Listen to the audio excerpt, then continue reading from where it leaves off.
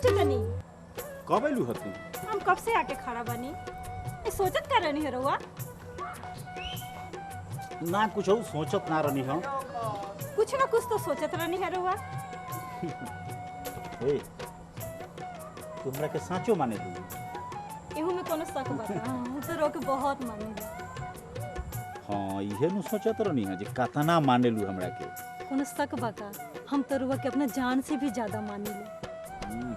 इहे नु जे जान से बेसी कतना माने लू।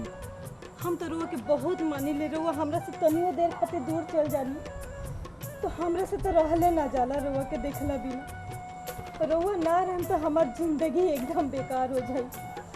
इतना हम रुआ के प्यार करी ले बहुत। ई तो बात ठीक कहत। जब तू कहत आरू तो हमरा विश्वास होता जे तू हमरा के खूब माने लू। सच में हम बहुत माने ले रुआ के बहुत। ठीक बा। अब तो तोहर अग्नि परीक्षा लेवही के पड़ी। का करनी कुछ करनी? ना इहे कहनी हो जे जब तू कहत आरू तो हम विश्वास कर लेनी। चला घरे चला, चला घरे चला। ओह इस सवेरे से रुआ का हो गइल बा जी? देखो ना दो दिन जजीमानी में गनी हनु घामा में बुझाता जे हमरा लूक लाग गइल बा। हो पटी दरवा टोला के धरी छना लूके से मरल हो। हमार भीतर मन घबराता। ऐसा मत कहीं रुआ। ना देखो ना हमरा बुझाता जे हम रवा सबसे बोले ना अगर रवा कुछ हो जाए तो हम कैसे जिए।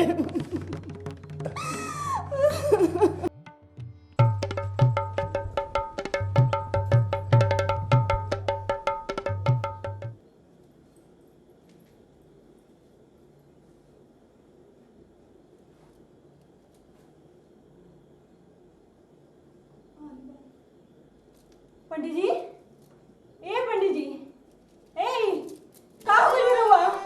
हां उठे ना। ए काहे के कुछ बोला? पंडित जी अरे बा। ए पंडित जी रो का हो गइल बा जी? ए पंडित जी बोली ना। पंडित जी तनी बोली ना। ए माधव अरे दौड़ा है माधव। तक बता रहा फोन के का हो गइल बा बता ना। माधव दौड़ी है तक मैं का हो गइल माधव।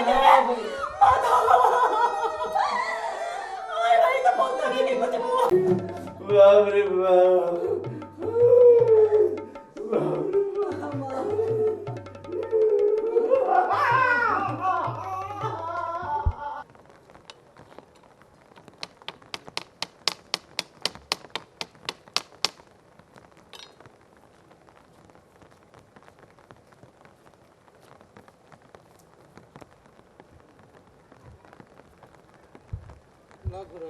सामान ले नहीं सारा। ए महाराज इतना देर कहाँ लगा देनी है जी?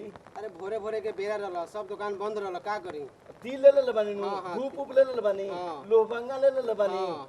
आओ घी ले ले बानी। सब जौन तू कहला तन सब ले ले बानी। हां तो चलिए अब देरी मत करिए। पानी पनेरी के दिन में लास्ट कब तक ले घर में रही? हमहू देखिए तो पचाठी बनाइए लेनी। चली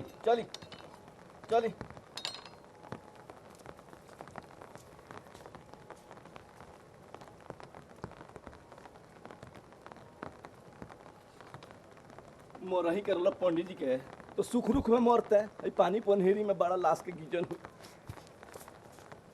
रे तोर बहनिया ना कर रखियो। हे बरे वो तारो हैं पंडित जी के दाह संस्कार करे में बहुत लेट होता। चल लाग जो तो पीछे उठा तलाश ले चलो सब पचाठी पर रखो सो। ए माधव बाबू लागी तो लग जाएगा नहीं पहुंचा। बड़ा भारी लाश आदमी मोला पर भारी हो जाला। खाई पियो बड़े जीवा नहीं खे अब से ही हैंस करी। खड़ी होली कोच होके फंस जाता को और फंस जाता। लाश के गीजन हो गए। हट दो ए माधव बाबू अपना बहन के बुलाओ। है दरवाजा के चौकट काटे के पड़ी तो मैं लाश निकली बाहर। एक खलिया और आनंद जी कवर करते हो जी को।